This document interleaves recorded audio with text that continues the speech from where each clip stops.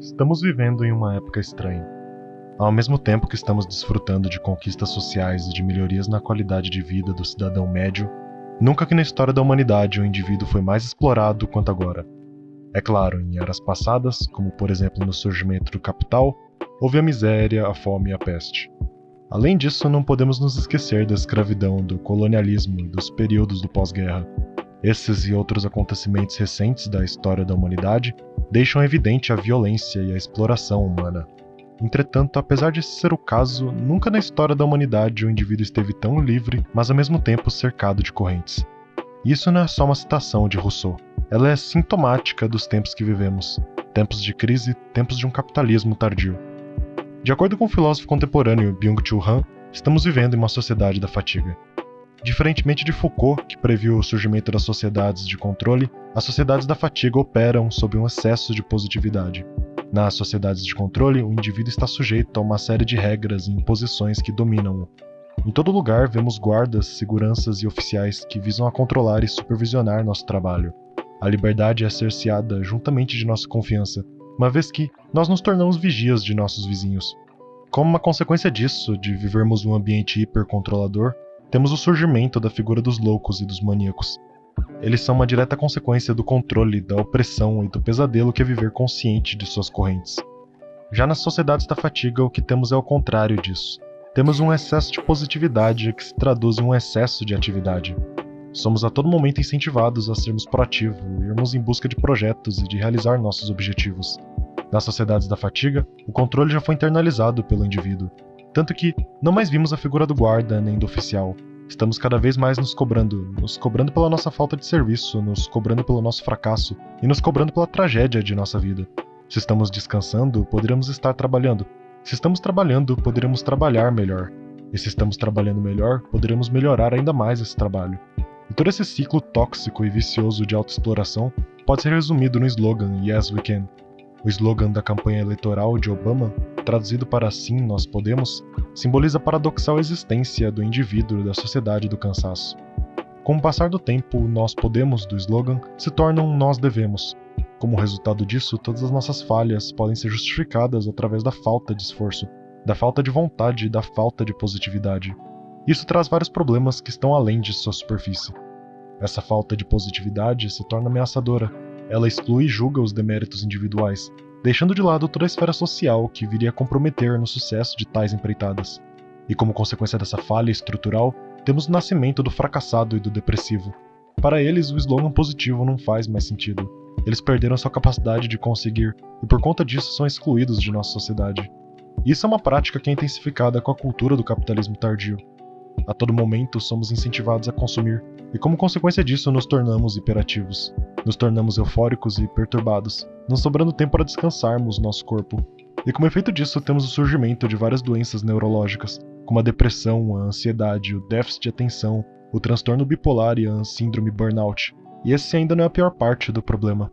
Por conta dessa hiperatividade que desencadeia na completa alienação do trabalhador, é mais fácil de imaginarmos o fim do mundo do que o fim do capitalismo. Essas palavras do psicanalista Slavoj Žižek permeiam o pensamento do filósofo contemporâneo Mark Fisher. Em Realismo Capitalista, Mark Fisher argumenta que, por causa dos recentes desenvolvimentos na tecnologia e avanços do capitalismo, o capitalismo se torna uma dimensão própria, no sentido que parece ser a única alternativa para nossos problemas. É isso que dá o nome ao seu livro, pois parece que o capitalismo se tornou parte da realidade.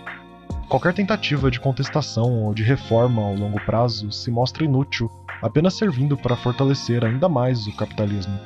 A nossa agência, a nossa liberdade e a nossa capacidade de se revoltar se rendem ilusórias. No fim das contas, a única coisa que prevalece é o desejo capitalista. O desejo de acumular mais, o de explorar mais e o de enriquecer mais. Entretanto, esses desejos são suicidas. Eles inevitavelmente levam à morte. A morte do coletivo, logo a morte do indivíduo. E essa é a única maneira de criticarmos o capitalismo. Poderíamos o fazer de fora, assim como fizeram os socialistas e os cristãos.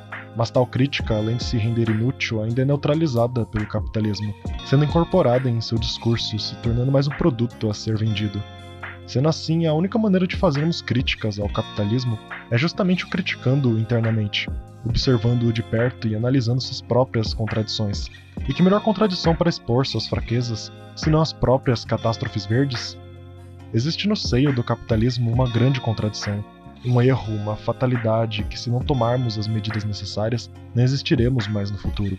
As catástrofes verdes, diretas consequências de nossas políticas de não preservação e de exploração da natureza, são um futuro iminente, e basta observarmos as recentes notícias, de tufões e furacões nos Estados Unidos, às queimadas ilegais na Amazônia, ao aumento do aquecimento global e ao aumento do nível do mar, e o desaparecimento de animais e plantas e o surgimento de novas pragas.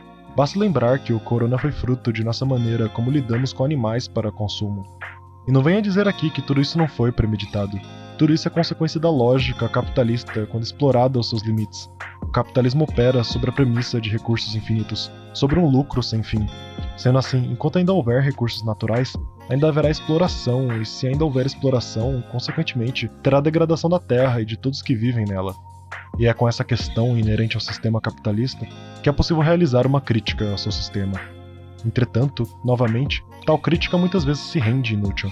Ela é neutralizada e transformada em produtos sustentáveis, políticas sustentáveis, que mais tentam vender uma imagem sua para o mundo do que realmente contribuir para este. Do que adianta tentar salvar o mundo se nossa mentalidade ainda continua a mesma? Geralmente, os homens ativos são carentes na atividade superior. Nesse sentido, são preguiçosos. O rolativo como a pedra rola em obediência à estupidez das leis da mecânica. Esse trecho do aforismo A Deficiência dos Homens Ativos, escrito por Nietzsche, resume a resposta de Byung-Chul Han para um dos problemas do capitalismo. De acordo com ele, o excesso de positividade promovido pela sociedade do cansaço é traduzido no excesso de estímulos. Em consequência disso, desenvolvemos aquilo que ele chama de hiperatenção. Estamos a todo momento dividindo nossa atenção entre várias tarefas de nosso cotidiano. São as novas vagas de emprego, o resultado do jogo e a televisão. É o rádio que nos diz as notícias do dia enquanto dirigimos e conversamos no celular.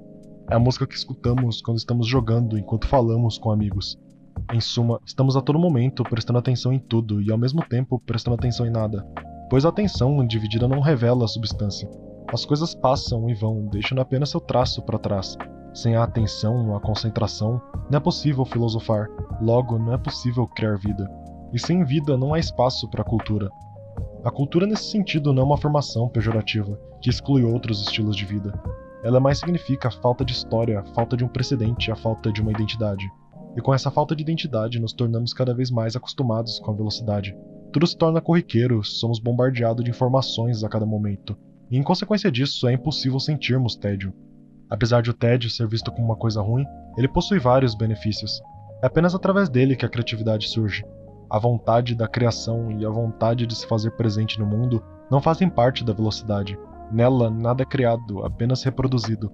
O tédio, pelo contrário, ao mesmo tempo que é uma negação da ação, é a afirmação da potência, no sentido que ele permite refletirmos sobre nossa condição.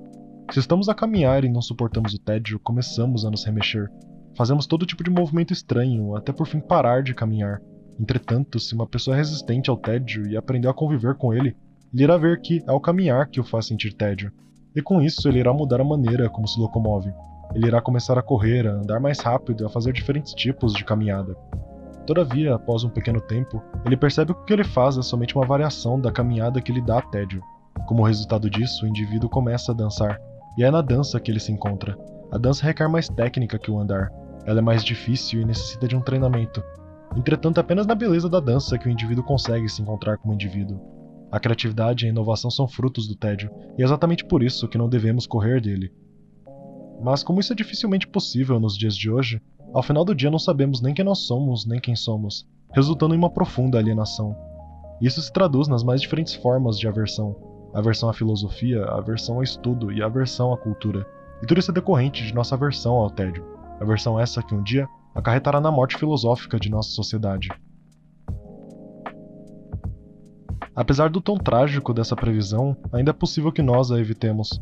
A resposta para esse problema pode ser encontrada na distinção entre vida ativa e vida contemplativa, no trabalho da pensadora política Hannah Arendt.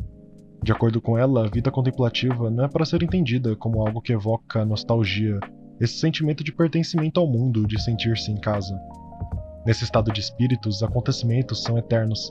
Eles não são passíveis de serem alterados, muito menos de serem dissolvidos pela ação humana. Como resultado disso, surge o sentimento de encanto.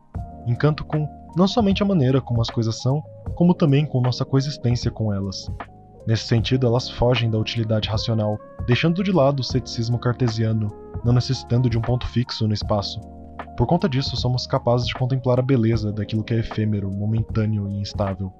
Isso só seria possível caso deixássemos de lado a hiperatenção, a divisão de nosso foco e a velocidade de nosso mundo contemporâneo.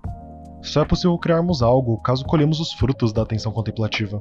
É como se ao tentar focar nossa visão em um objeto, nós apenas víssemos sombras e borrões daquilo que era para ser algo. Apenas com um olhar calmo, fixo e atento é que é possível formar um objeto. Da mesma forma funciona a criação. Como exemplo de mestre da atenção contemplativa, temos o pintor pós-impressionista Paul Cézanne.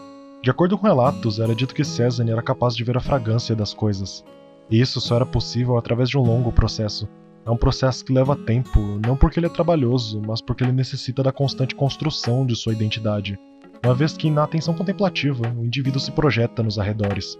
Ao observar uma paisagem, o filósofo existencialista Merleau-Ponty descreve o olhar de Cézanne como sendo uma forma de externalização ou de deinteriorização. De acordo com ele, Cézanne começaria descobrindo a estrutura geológica da paisagem, então ele parava e olhava com os olhos dilatados. A paisagem se pensa em mim, disse ele, e eu sou sua consciência. Mesmo Nietzsche, famoso como sendo o filósofo do martelo, reconhecia a necessidade da atenção contemplativa. De acordo com ele, por falta de repouso, nossa civilização está se transformando em uma nova barbárie. Em nenhum momento o indivíduo ativo, ou seja, o inquieto, contou mais.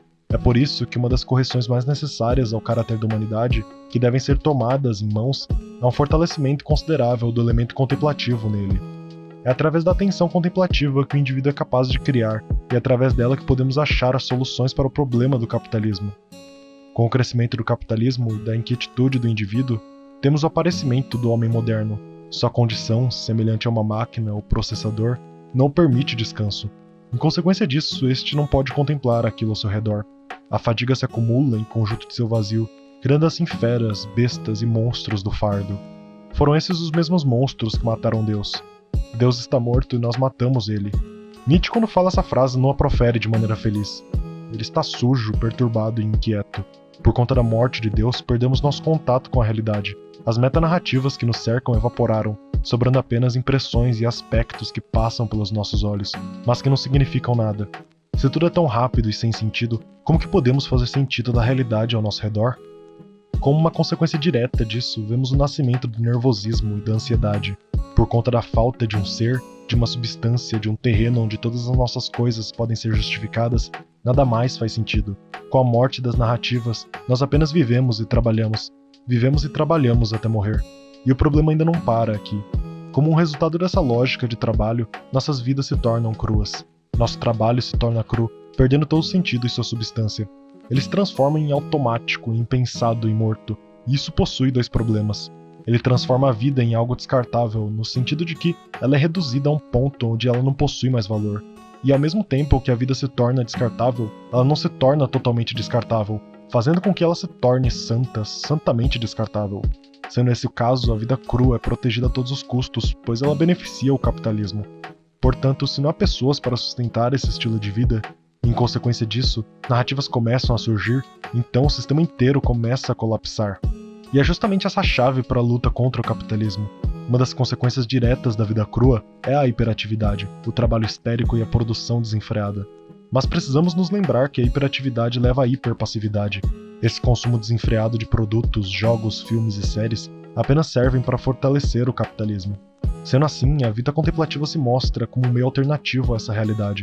Apesar do conceito nos evocar imagens de passividade e de ociosidade, a vida contemplativa se assemelha muito mais com um sentimento de luta, revolta e resistência do que uma simples aceitação da realidade.